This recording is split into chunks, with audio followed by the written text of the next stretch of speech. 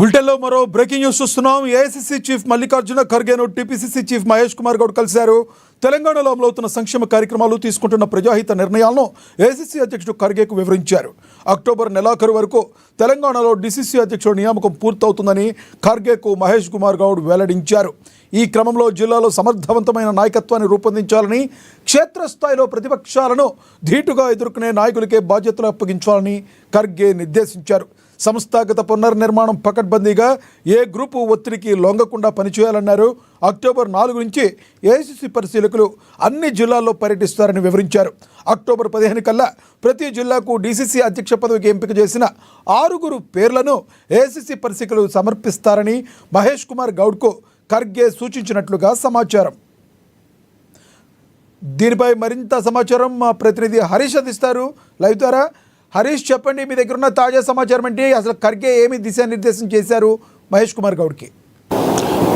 Right లక్ష్మిలా, తెలంగాణలో డీసీసీలకు ఎంపిక ప్రక్రియకు సంబంధించి కూడా కసరత్తు ముమ్మరం చేసింది. ఇక నిన్న ఇదే అంశం పైన డీసీసీల ఎంపిక పైన సంబంధించి కూడా అబ్జర్వర్లకు తెలంగాణ రాష్ట్రానికి సంబంధించి కూడా ఇక అన్ని జిల్లాలకు 31 జిల్లాలకు సంబంధించి కూడా డీసీసీల నియామక ప్రక్రియకు సంబంధించి కూడా 22 మంది అబ్జర్వర్లను నియమించడం జరిగింది. వాళ్ళకి సంబంధించి కూడా 4వ తేదీన తెలంగాణ రాష్ట్రంలో ఆ జిల్లాలలో కూడా పర్యటించనున్న నేపథ్యం ఉంది. ఏ అంశాలకు సంబంధించి కూడా పరిగణలోకి తీసుకొని డీసీసీలను ఎంపిక చేయాలి దానిపైన కూడా పూర్తిగా నిన్న ఖర్గే, అలాగే కాంగ్రెస్ అగ్రనేత రాహుల్ గాంధీతో పాటుగా కే వేణుగోపాల్, జనరల్ సెక్రటరీ కేసీ వేణుగోపాల్, 22 మందికి మిగతా 2 రాష్ట్రాలకు సంబంధించి కూడా వాళ్ళకి సంబంధించిన అబ్జర్వర్లకు నిన్న శిక్షణ తరగతులు నిర్వహించారు. అవగాహన కార్యక్రమాలకు సంబంధించి కూడా వాళ్ళకి వివరించడం జరిగింది. ఇక ఈ రోజుకు సంబంధించి కూడా పీసీసీ చీఫ్ మహేష్ కుమార్ గౌడ్ కాసేపటి క్రితమే ఏఐసీసీ అధ్యక్షుడు మల్లికార్జున ఖర్గేను కూడా కలవడం జరిగింది. ఇక ప్రధానంగా ఆయన మల్లికార్జున ఖర్గేతో కూడా పలు కీలకమైన అంశాలపైన కూడా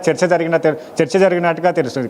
డీసీసీలకు సంబంధించి కూడా కీలకమైన ఆదేశాలు కూడా ఆయన ఏదైతే పీసీసీ చీఫ్కి సూచన చేసిన నేపథ్యం అయితే కనిపిస్తూ ఉంది. ఇప్పటికే తెలంగాణ రాష్ట్రంలో రాష్ట్ర ప్రభుత్వం తీసుకొస్తున్న సంక్షేమ పథకాలు కావచ్చు, అభివృద్ధి కార్యక్రమాలు, ప్రజాహితం కోసం చేస్తున్న సంక్షేమ పథకాలకు సంబంధించి కావచ్చు, కార్యక్రమాలకు సంబంధించి వీటన్నిటికి కూడా వివరించడం జరిగింది.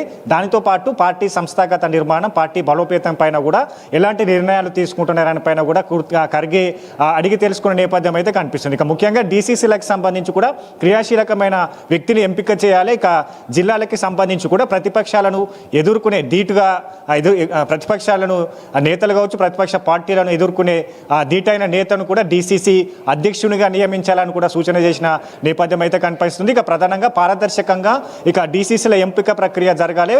ఎలాంటి గ్రూపులకు సంబంధించి కూడా తలగొద్దు.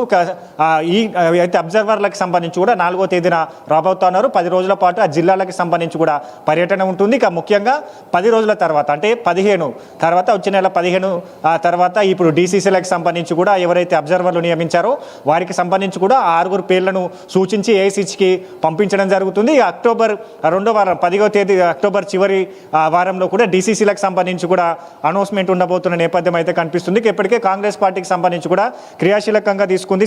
డీసీసీలకి సంబంధించి సంస్థాగత నిర్మాణం కావచ్చు, పార్టీ బలోపేతం కావచ్చు, స్థానిక సంస్థల ఎన్నికలకు సంబంధించి కూడా ఇప్పుడు డీసీసీల ఎంపిక ప్రక్రియకు సంబంధించి కూడా స్థానిక సంస్థల ఎన్నికలపైన ఇంపాక్ట్ ఉంటుంది. కాబట్టి కష్టపడ్డ వారికి, ఏదైతే పార్టీ కోసం పార్టీని బలోపేతం చేసిన వారికి, పార్టీలో ఇప్పటివరకు చేరికలకు సంబంధించి కూడా పెద్ద ఎత్తున ఆహ్వానించిన వారు కావచ్చు, చేరిన వాళ్ళ ఆధ్వర్యంలో పార్టీలో చేరిన నేతలు కావచ్చు, వీటన్నిటికీ సంబంధించి అంశాలను పరిగణలోకి తీసుకుపోతున్నారు. స్థానిక సంస్థల ఎన్నికల్లో ధీటుగా ఎదుర్కొని, ప్రతిపక్షాలను ధీటుగా ఎదుర్కొని స్థానిక సంస్థల ఎన్నికల్లో కాంగ్రెస్ పార్టీ విజయానికి ఎవరైతే సమర్థవంతంగా పనిచేస్తాడో, ఎదుర్కొంటాడో అట్లాంటి నేతను డీసీసీ అధ్యక్షులుగా చేయాలని కూడా సూచన చేసిన నేపథ్యం అయితే కనిపిస్తూ ఉంది. కాబట్టి కాసేపటి క్రితం ఇదే అంశాలపైన కూడా పీసీసీ చీఫ్కి ఖర్గే సూచన చేశారు. పలు కీలకమైన ఆదేశాలు కూడా జారీ చేశారు. డీసీసీలకు సంబంధించిన ఎంపిక ప్రక్రియకు సంబంధించి కూడా పలు కీలకంగా ఆదేశాలు జారీ చేసిన నేపథ్యం అయితే కనిపిస్తూ ఉంది.